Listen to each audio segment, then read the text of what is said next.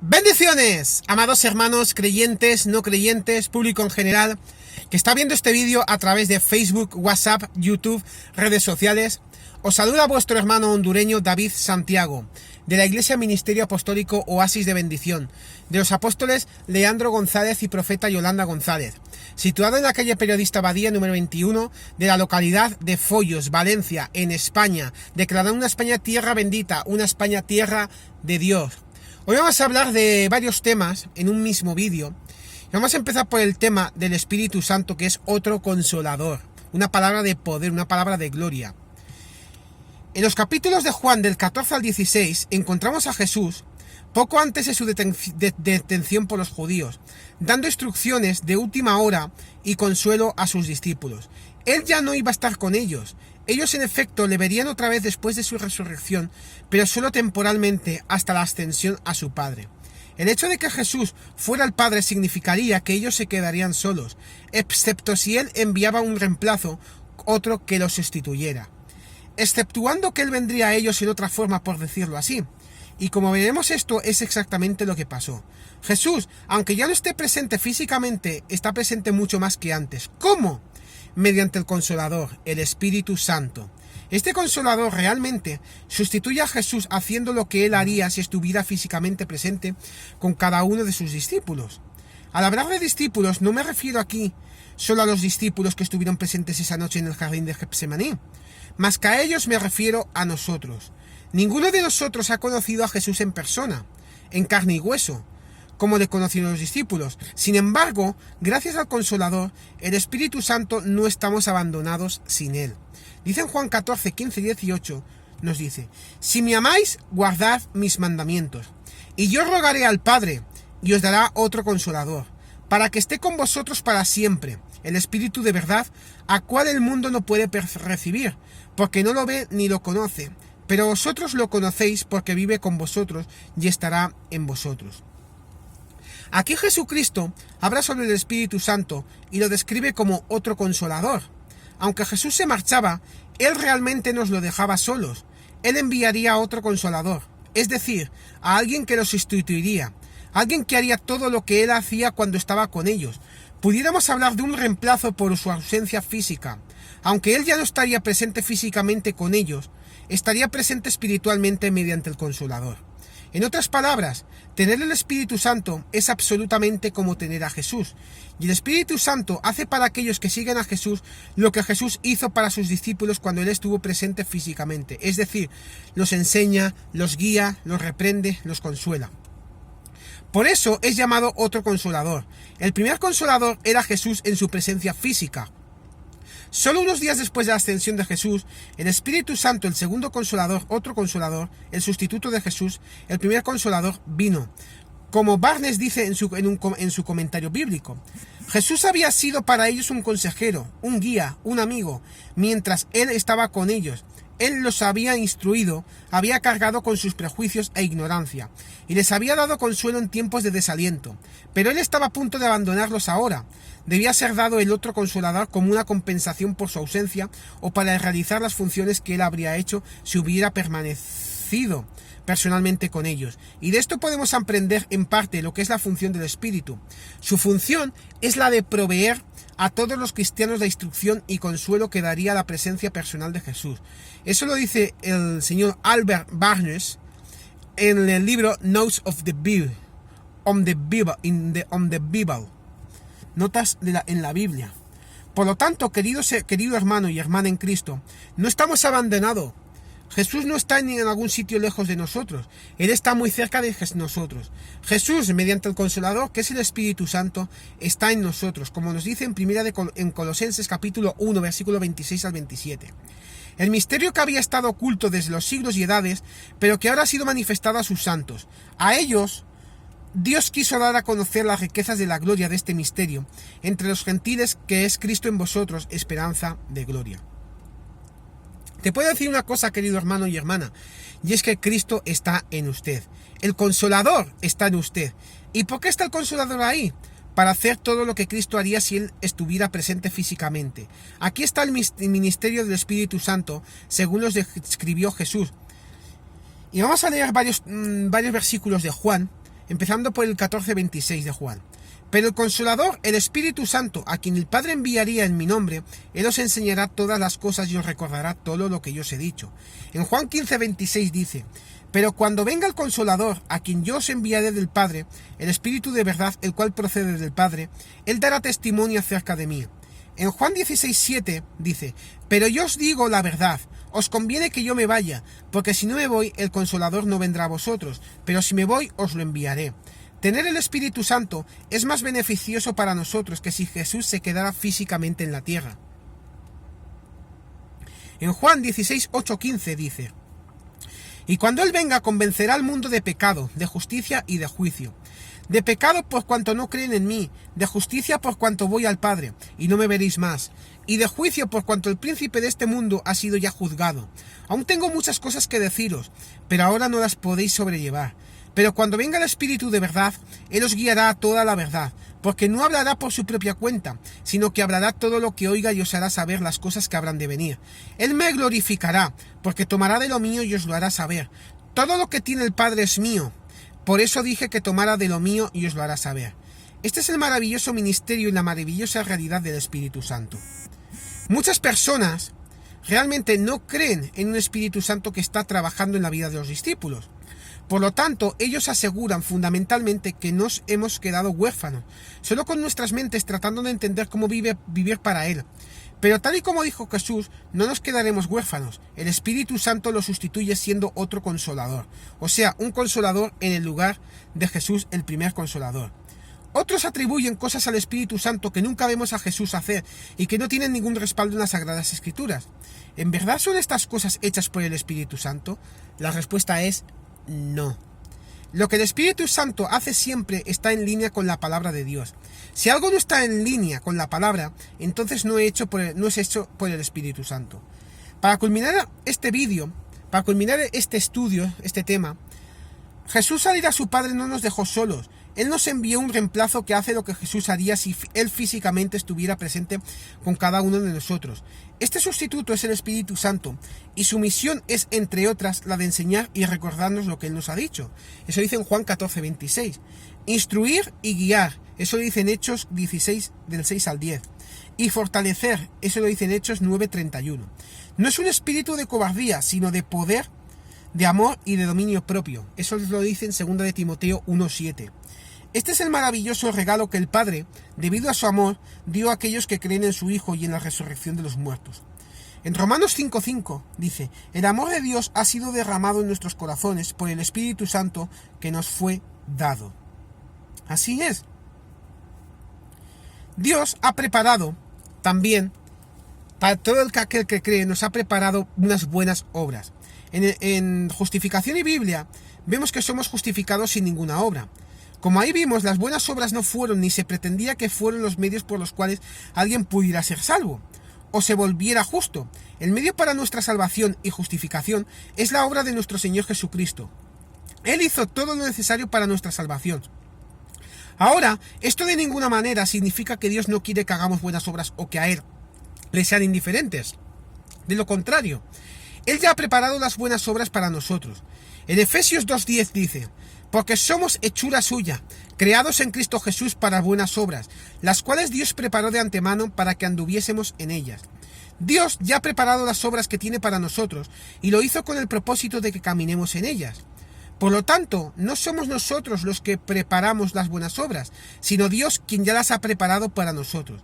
Sin embargo, nosotros necesitamos caminar en ellas, es decir, realizarlas, hacerlas. Algo también muy importante, cuando creímos en nuestro corazón en el Señor Jesucristo y su resurrección, fuimos nacidos de nuevo y nos volvimos nuevas criaturas. En 2 de Corintios 5:17 dice: si alguno está en Cristo, nueva criatura es.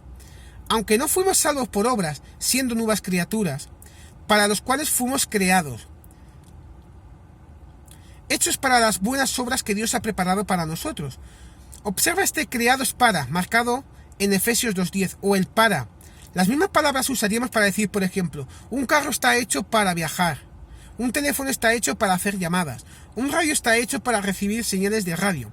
En otras palabras, Dios al decirnos que fuimos creados para, o hechos para, buenas obras que ya preparó para nosotros, Él nos está diciendo que nos hizo completamente capaces, que nos ha creado hechos para, está en el ADN de nuestra nueva naturaleza el hacer esas buenas obras que Él ha preparado para nosotros, para nuestra nueva naturaleza, porque fuimos creados para ellas. De lo contrario, el no caminar en estas buenas obras sería como nacer para lo que fuimos creados, sería como tener un teléfono que no hace llamadas o un radio muerto. Vamos a entender mejor este significado de buenas obras que Dios ha creado para nosotros, yendo a 1 Corintios capítulo 12, donde nos dice, en el versículo 27 dice, vosotros pues sois el cuerpo de Cristo y miembros cada uno en particular. Y en 1 Corintios 12, 18 dice, mas ahora Dios ha colocado los miembros cada uno de ellos en el cuerpo, como Él quiso. Cada uno de nosotros es miembro del cuerpo de Cristo, con una función particular que le fue dada por Dios. Dios nos ha puesto en el cuerpo con un rol específico, y como Él quiso y como en el cuerpo físico el responsable en dar las órdenes es la cabeza, el cerebro, así también en el cuerpo espiritual, el responsable en dar las órdenes es la cabeza, la cual es Cristo. Eso dice en Efesios 5:23. Los miembros del cuerpo de Cristo, así como los miembros del cuerpo natural, tienen la misión de hacer lo que la cabeza les ordene. Nosotros no somos lo que decidimos las buenas obras, el rol que tenemos en el cuerpo de Cristo. Dios ya las ha decidido y preparado para nosotros. Nuestra misión es la de caminar en estas buenas obras, ejecutarlas, funcionar para lo que fuimos creados. Si ignoramos esto, si escogemos cerrar los ojos, entonces nuestra misión nunca será completada. Lo que quiero decir, hermanos y hermanas, es que aunque Dios ya ha preparado las buenas obras para nosotros que tenemos que hacer, y aunque nos ha puesto en el cuerpo con un rol específico, una función, somos nosotros los que caminamos en estas obras. Somos nosotros los que tenemos que ejecutar lo que la cabeza diga. Si no lo hacemos, entonces en el cuerpo nadie lo hará por nosotros. Si no llevamos a cabo nuestro rol en el cuerpo, entonces como el cuerpo natural sufre cuando alguno de sus miembros no funciona bien, así también el cuerpo de Cristo sufre. La cabeza que es Cristo es el único que da las órdenes. Él da las órdenes, pero depende de los miembros para su ejecución. Muchos hermanos tienen un significado distorsionado de lo que la Iglesia es y creen que el ministerio, hacer la obra de Dios, las obras que Él ha preparado para nosotros, es algo que le pertenece al clero, a los llamados profesionales. Para el resto, nuestra única misión parece ser el llenar las bancas los domingos. Y este es un gran error. En la palabra de Dios no hay tal cosa como clero y laicado. Lo que hay es un cuerpo y cada hermano o hermana ha sido puesto en ese cuerpo por Dios con una función específica. Tú, hermano o hermana, que estás viendo este vídeo, tienes una función específica en el cuerpo. ¿Pero la sabes? ¿Haces lo que Dios te ha puesto a hacer en el cuerpo, las buenas obras que ha preparado con anticipación para que camines en ellas? ¿O solo pasas el tiempo en las cosas de este mundo, que ahogan la palabra de Dios y la hacen infructuosa, como dice en Marcos 4:19, ya que el ministerio le pertenece supuestamente a los profesionales? Si tú, hermano y hermana, no estás haciendo lo que Dios te ha creado para hacer, para lo que te ha puesto en el cuerpo, entonces nadie lo va a hacer. Tú eres único en el cuerpo de Cristo, así como cada miembro de tu cuerpo lo es y absolutamente necesario también. Por lo tanto, si no has encontrado lo que Dios ha preparado para ti, es absolutamente necesario que lo encuentres. Es necesario que dejes el sofá y busques al Señor. Es hora de decirle, aquí estoy, ¿qué quieres que haga? Te ha creado, te ha listado, capacitado completamente para las buenas obras que ha preparado para ti. Pero necesitas estar disponible, necesitas querer caminar en ellas. Si tú no estás disponible para Dios, entonces no va a pasar nada. En este caso vas a ser como un miembro del cuerpo que aunque absolutamente está en el cuerpo, no se comunica con la cabeza. Ese es un miembro enfermo, un miembro que no funciona bien. La imagen opuesta, la imagen de esa mera imagen vivida de 1 Corintios 12, con el cuerpo, los miembros y la cabeza. Es la imagen un miembro sano que reacciona al llamado de la cabeza inmediatamente. Es esta imagen de hombre de Dios que pone sus ojos en la cabeza para ver lo que ella quiere y reacciona de acuerdo y sin ninguna duda. Es esta imagen del cristiano la que camina, lleva a cabo las obras que Dios ha preparado para él, llevando fruto y sin permitir que la palabra caiga víctima de los afanes de este mundo, el engaño de las riquezas o el deseo de otras cosas, y eso dice en Marcos 4:19. Tales cristianos Dios quiere que seamos, cristianos que llevan fruto y glorificar al Padre a través de él. En Juan 15:5-8 dice, yo soy la vid, vosotros los pámpanos. El que permanece en mí y yo en él, éste lleva mucho fruto, porque separados de mí nada podéis hacer. El que en mí no permanece será echado fuera como pámpano, y se secará, y lo recogen y lo echan al fuego y arde. Si permanecéis en mí y mis palabras permanecen en vosotros, pedid todo lo que queréis, y os será hecho. En esto es glorificado mi Padre, en que llevéis mucho fruto, y seáis así mis discípulos. En otras palabras, es una justificación, es la propiamente dice. A través de los años hemos visto que muchos cristianos sufrir de autocondenación y culpa. Habiendo sufrido, yo mismo al respecto sé de primera mano lo que significa sentirse autocondenado y culpable. Pero no necesitamos compartir mis propias experiencias. La Biblia aclara en primera de Juan capítulo 3 versículos 21 y 22 que si nuestro corazón no nos reprende, tenemos confianza en Dios. A su vez esto significa que si nuestro corazón nos condena, no tenemos confianza en Dios. El antídoto para cada enfermedad es la medicina, la sanidad. El opuesto de condenación y culpa es la justificación. La justificación y la condenación son términos opuestos uno del otro. Si eres justo, entonces no eres culpable, y si eres culpable, entonces no eres justo. Uno es el opuesto de otro. Además, la forma en que alguien se vuelve justo declara también cómo deja de ser justo. Por ejemplo, si alguien para ser justo ante Dios necesita hacer tal o tal cosa, entonces es obvio que falla al hacer esas cosas significaría que ya no es justo. Lo cual a su vez significa que es injusto, culpable, digno de condenación. Entonces, ¿qué es lo que la Biblia nos dice sobre la justificación? ¿Cómo puede alguien volverse justo ante Dios? Sé que tal vez hayas escuchado haciendo buenas obras, pero ¿es eso realmente lo que la Biblia dice? La respuesta es no. El Evangelio significa buenas noticias, y lo que vamos a leer a continuación son tales noticias. Vamos a ver en Romanos 3, 20, 28 lo que dice. Ya que por las obras de la ley ningún ser humano será justificado delante de él, porque por medio de la ley es el conocimiento del pecado. Pero ahora, aparte de la ley, se ha manifestado la justicia de Dios testificada por la ley y por los profetas. La justicia de Dios por medio de la fe en Jesucristo para todos los que creen en él.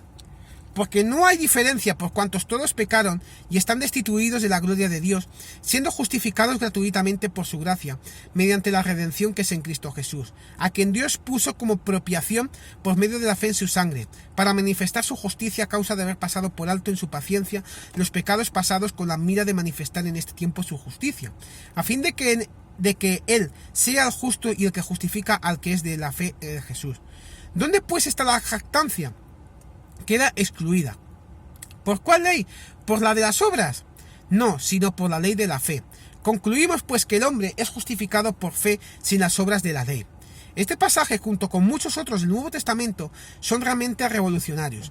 El Evangelio significa buenas noticias, y lo que acabamos de leer son buenas noticias. Como el pasaje pone en claro desde el principio, no hay forma por la cual alguien pueda ser justificado.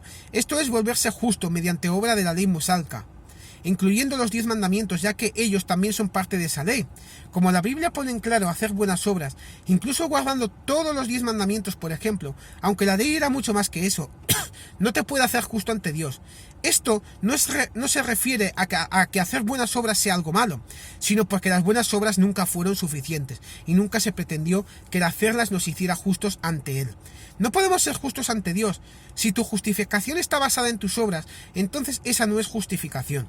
Más bien es algo hecho por uno mismo, que aunque satisfaga tu mente, por mientras no tiene validez ante Dios. Si por lo tanto te sientes culpable y condenado, es porque crees que las obras no son suficientes y crees que eso ha afectado cómo te ve Dios. Puede que sientas que Él está enojado contigo porque lo hiciste o fallaste al hacer, y puede que sientas que te ve y dice: ¿cómo pudiste haber hecho? Me fallaste, eres culpable. Esa no es la voz de Dios, querido hermano o hermana. Dios nunca ha esperado que seas justo ante Él mediante obras, sino que Él te hizo justo inmediatamente por gracia, siendo justificados gratuitamente por su gracia. Eso nos lo dice en Romanos 3:24. Cuando creíste en su Hijo, ya eres justo. La justificación no es algo que adquiramos gradualmente, sino que nos volvemos justos en el momento en que creemos que en el Señor Jesucristo y en su resurrección de entre los muertos. Es un regalo, no algo que nos ganamos a cambio de nuestras obras. El hombre es justificado por fe sin las obras de la ley. Eso nos dice en Romanos 3:28. Lo mismo también lo podemos ver en 2 de Corintios 5:21. Al que no conoció pecado, por nosotros lo hizo pecado, para que nosotros fuésemos hechos justicia de Dios en él. La primera parte del pasaje habla sobre un acto y sobre quién lo hizo. Mientras que la segunda parte nos enseña el resultado de este hecho y los receptores de este resultado. ¿Cuál fue ese acto? Que Dios dio a su Hijo por nosotros. Él lo hizo al que no conoció pecado, que fuera pecado para nosotros. ¿Cuál fue el resultado de ese acto? ¿Por qué lo hizo? La respuesta es para que pudiéramos ser hecho justicia de Dios en él. Por lo cual nuestra justicia no tiene nada que ver con nuestras obras, y tiene todo que ver con la obra terminada de nuestro Señor, Jesucristo. Él hizo todo lo necesario. Se dio a sí mismo por nosotros para que nos volviéramos justos y porque su obra está completa y terminada. También nuestra justicia está completa y terminada. Realmente es un trato hecho. En Romanos 8, 29, 30 dice: porque a los que antes conoció también los predestinó para que fuesen hechos conformes a la imagen de su Hijo, para que Él sea el primogénito entre muchos hermanos. Y a los que predestinó a estos también llamó, y a los que llamó a estos también justificó. Y a los que justificó a estos también glorificó. ¿Quién nos justificó? ¿Quién nos hizo justos? No nosotros con nuestras buenas obras, sino Dios. Observa también que se usó el tiempo pasado, a estos también justificó, dice la palabra. Nuestra justificación es algo que ya ha sido hecho. No es algo que se completa cada día poquito a poquito, de acuerdo a nuestro comportamiento, ni es algo que se evalúa cada día en base a nuestras obras. De lo contrario, es un regalo que ha sido puesto a nuestra disposición a través del sacrificio de Dios, de Jesús, y es dado gratuitamente a cualquiera que cree en Él como Hijo de Dios. ¿Crees que Jesús es el Cristo, el Hijo de Dios, el Mesías? Sí, has sido nacido de Dios, eres un hijo de Dios, eres salvo y justo ante Dios sin obra. Así es, en 1 de Juan 5:1 dice: todo aquel que cree en que Jesús es el Cristo es nacido de Dios, y todo aquel que ama al que engendró, ama también al que ha sido engendrado por él. Romanos 10:9-10 dice que si confesares con tu boca que Jesús es el Señor y creyeres en tu corazón que te levantó de los muertos, serás salvo. Porque con el corazón se cree para justicia, pero con la boca se confiesa para salvación. En Juan 1:12-13 dice: mas a todos los que recibieron, a los que creen en su nombre, les dio potestad de ser hijos de Dios, los cuales no son engendrados de sangre ni de voluntad de carne, ni de voluntad de varón, sino de Dios. En Gálatas 3:26 dice: pues todos sois hijos de Dios por la fe en Cristo Jesús. Para resumir, nos volvemos justos ante Dios automáticamente en el momento que creemos y sin obra alguna. Si por lo tanto te sientes condenado y culpable, no es Dios quien nos condena. Él nos hizo justo, como leemos, somos tiempo presente la justicia de Dios. Por lo cual la condenación no es algo que tenga lugar en nuestras vidas. Eso no significa que no cometamos errores. Lo que significa es que la condenación nunca debería ser una respuesta a esos errores. Lo que la respuesta debería de ser es simplemente confesarle eso al Señor, renovar nuestra mente y continuar hacia adelante. Por eso, hermanos, quiero decir que sigamos adelante, sigamos creyéndole y sigamos creyendo en el nombre de Jesús.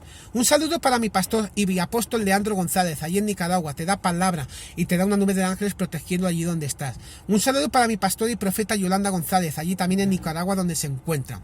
Os saluda vuestro hermano hondureño David Santiago, de la Iglesia Ministerio Apostólico Oasis de Bendición, de los apóstoles Leandro González y profeta Yolanda González, situada en la calle Periodista Badía número 21 de la localidad de Foyos, Valencia, en España. Declarado una España tierra bendita, una España tierra de Dios. Muchísimas bendiciones y estamos siempre en victoria.